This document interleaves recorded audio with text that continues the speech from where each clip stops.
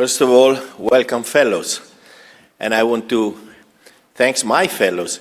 This first slide is a sort of summary of our activity. We have Ignacio Dallo from Argentina, Vetri Kumar from India, Arvin from Philippines, and myself, half and half Italy and United States. So it's a global talk. My disclosure, and this is the biological solution. We want to have a solution for biological problem, and the solution, in my mind, should be biological and hopefully should be an accelerated treatment.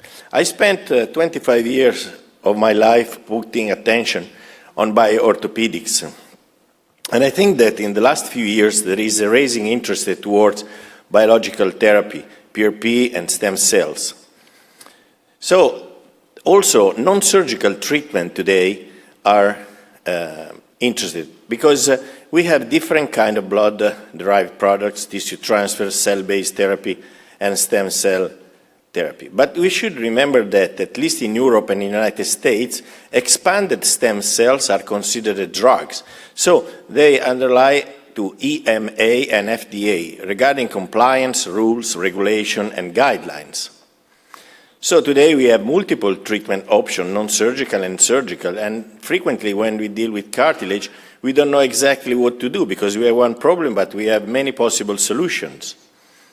But the goal is one, tissue regeneration. We are alive and we know that we have a huge regenerative capacity in our body. Let's start with PRP and stem cells. In general, I think there was a big aura of efficacy and abuse. We saw during the previous presentation many fake news. I don't think that you can blow a nice Porsche and to have something better. So PRP is a sort of holy water?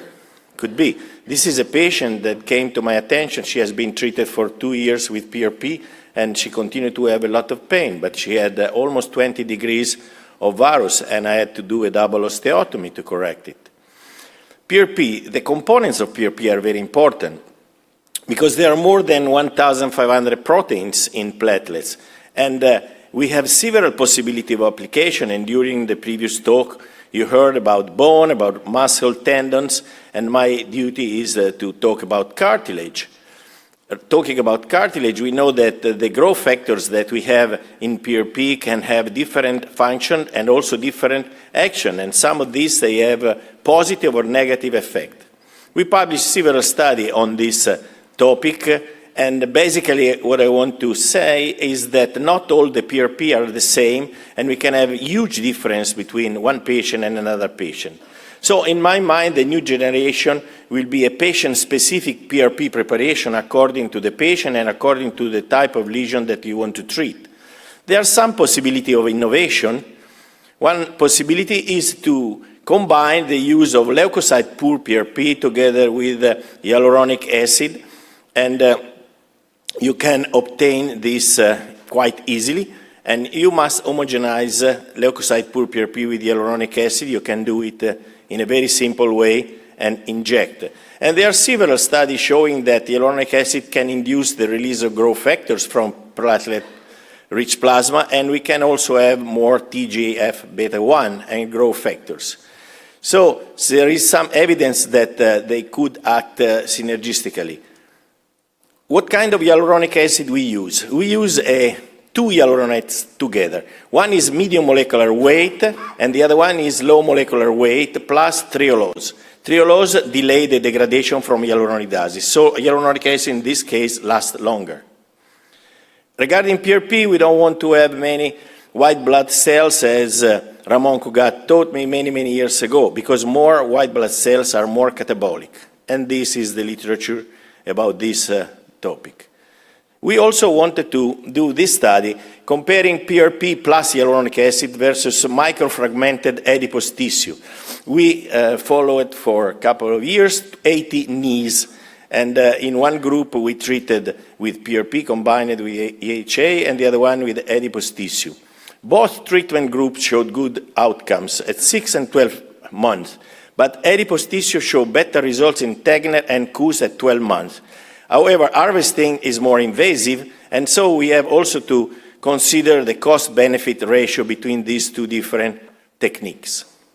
Other option is the use of MSC for cartilage regeneration, another possibility, but we should clarify again that we are not talking about stem cells, because undifferentiated cells has a multilineage potential. Arnold Kaplan taught me a lot about this, and in the last days we discussed a lot this topic. So multipotent stem cells should express CD105 and CD33, and we are not talking about this, we are talking about pericyte.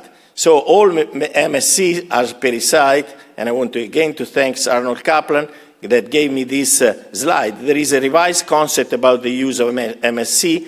We have these cells that are on the pericyte close to vessels, and when we have an injury, we have a release of these MSCs. It's still questionable in vivo what happened because it's different from in vitro. However, we have immunomodulation and a trophic effect, and the proposed sequence is that we have the injury, we have a broken vessel, we have pericyte releasing mesenchymal stem cell. These MSCs can become active.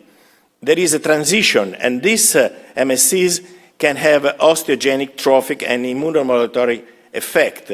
But it is important to understand the injury response and what is the role of these cells in a regenerative microenvironment. Probably these MSCs, they attach at the site of broken or inflamed blood vessel, and then they can act as a regenerative component. So that's why Arnold said we should change the name of these MSCs. He gave me also this slide that I think is quite interesting in order to understand what happened. We have the monocyte. The monocyte eats the mesenchymal stem cell that is released. At this point, we have a monocyte that is instructed to work as MSC.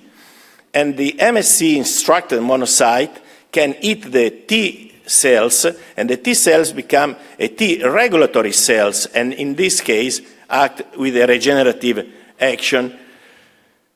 Where can we harvest the MSCs? From adipose tissue of bone marrow. During these days, we heard several talks. It's still controversial. We use both. And regarding adipose tissue, why? Because the procedure is simple, but not completely non-invasive. We know that we have a big number of MSCs, and that we can use as a regenerative action. The adipose niche means that inside the adipose tissue we have pericytes that are wrapped around the capillaries, and we can aspirate this adipose tissue. I prefer to do it from the belly because many women, they're going to ask you to do from the butt, but there are some possible complications, so I recommend the belly. And we can microfragment this adipose tissue and then inject into the joint. Our results after 3 years of treatment. Maybe it's quite controversial, but we found that this kind of treatment acts pretty well in patients with symptomatic arthritis, but sedentary patient and older patient, because younger patient showed the worst results in our group, probably related to the quality of the adipose tissue, but also to the higher expectation. However, we need long-term study. Bone marrow is easily available and has high proliferation capacity. Hui demonstrated that probably in order to have a chondrogenic potential is better than adipose tissue. We went through the literature, and there are few randomized controlled trials. As Brian said, again, there are some meta-analyses showing a very low to low evidence about injection of bone marrow and few randomized clinical studies. This is from Filardo that showed again that among 4,500 papers, there are only less than 20 studies regarding BMC and in injection. And many are case control study, but not randomized study. So at the moment, there are few studies, and we need further high-level study in order to say that can be helpful. The strategy would be to target the endogenous chondroprogenitors into the joint.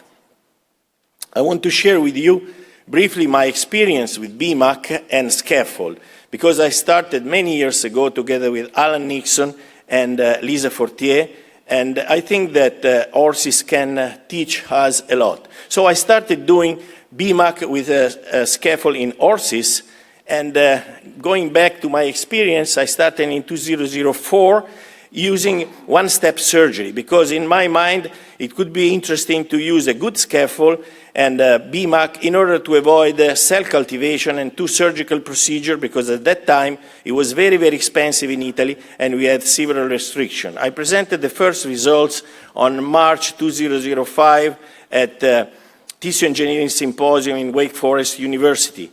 And Brian Cole mentioned this study in his book, and at that time was something considered a little bit crazy, but during the last year we published several articles on this technique, and the results are really interesting. I think that it's important to consider the BMAC composition cells, and one of the concerns was the number of cells in the mesenchymal stem cell in the BMAC. But we demonstrated that there is no correlation between the number of colony-forming units and the clinical results. So we don't need a big number of cells in order to achieve these results. And this was more than 15 years ago. At that time, we didn't know why. I think that cells are necessary, but probably these cells can be just in situ. And maybe we just have to create a regenerative environment to address our cells towards differentiation. And probably the synovium act as a reservoir of joint stem cells. So it's not the cells that we inject, but the cells that we have in our body. And this is the BMAC with scaffold, and this is a study that we published a couple of years ago on, with 10 years follow-up, that I think is something that can really demonstrate if a technique works or not. And we found that we had an improvement in Tegner and Kuh's score, but what is significant is that compared with other techniques, this result is quite stable. So we have a mild decrement from 5 years to 10 years, but at 10 years we are significantly higher if compared with other techniques like microfracture, that they work pretty well, but after 2 years they decrease a lot. This is a second look at 6 years post HA BMAC. Basically, if you want to know more about this technique, has been published, and I suggest you to read this book that I wrote with my friend John Lane here in San Diego, and I really thank you very much for your attention.